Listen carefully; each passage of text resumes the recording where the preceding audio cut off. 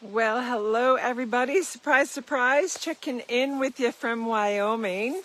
Rayon right here, and for the love of dragons, got some updates to share with you about my work when we were in Yellowstone. Talked to you before I left on the trip, was absent last week because I was in Yellowstone National Park.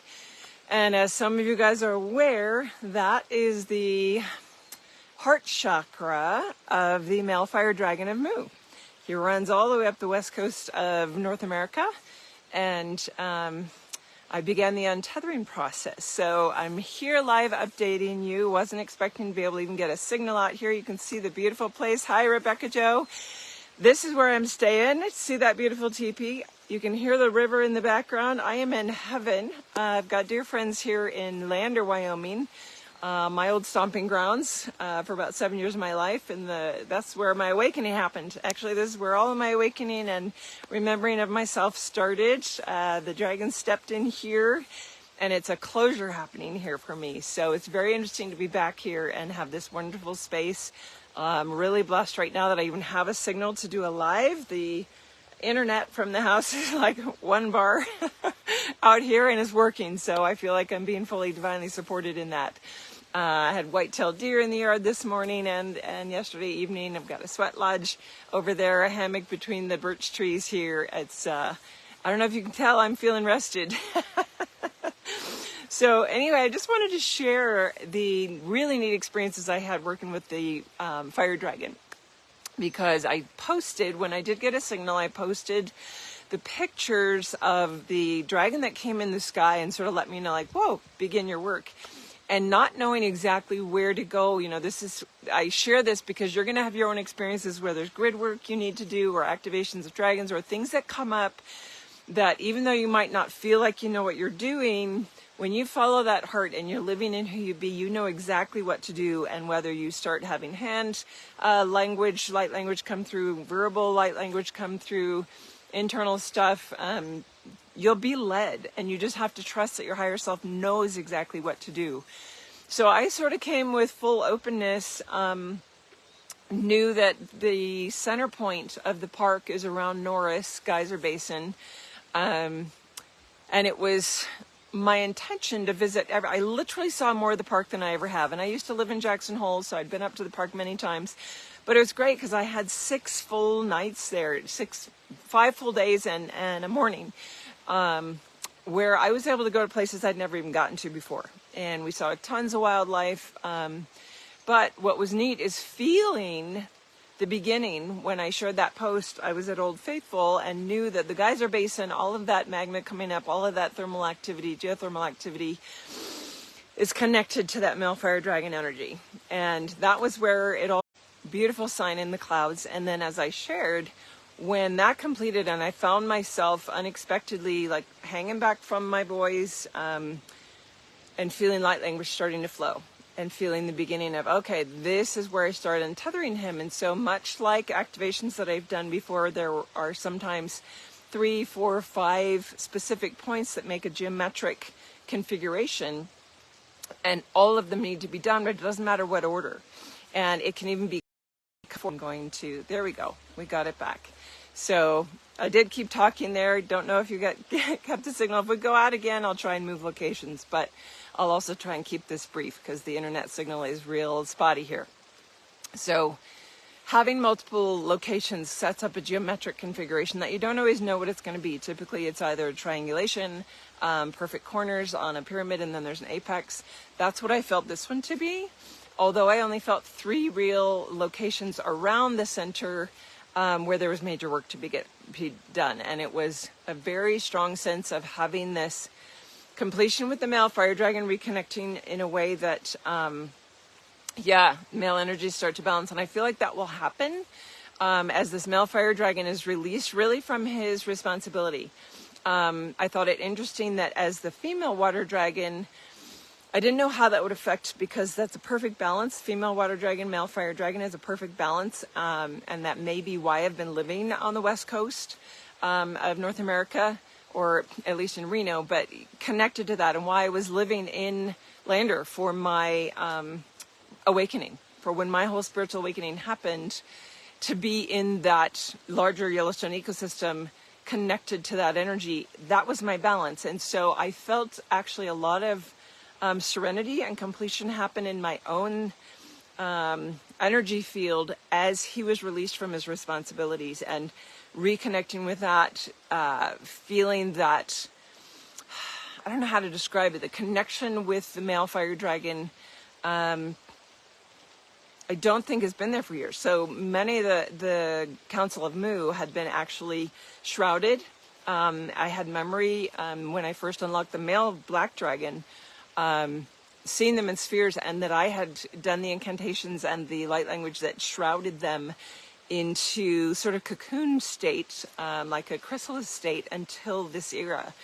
And so very interesting to feel that again, unshrouding him, pulling the anchors up where he was sort of bound into the tectonic plate.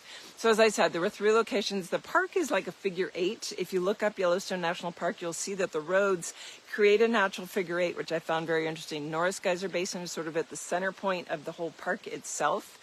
So I made a point to get up to Lamar Valley, got to go witness wolf pops through some scopes that people had set up there in Slough Creek, really incredible. Got up to Mammoth Hot Springs area, stayed in Canyon, got to do the canyons. There was a big untethering over on that side, and really feeling the waters of the park being that blood flow, that connection with not only all the geothermal activity, but the cool waters, the balance of that through all of the rivers that run through that.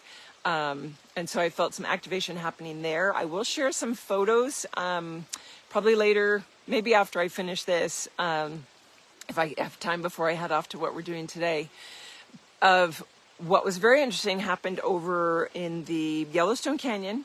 There's an Upper Brink Falls, so you're literally looking over the Upper Falls from this platform.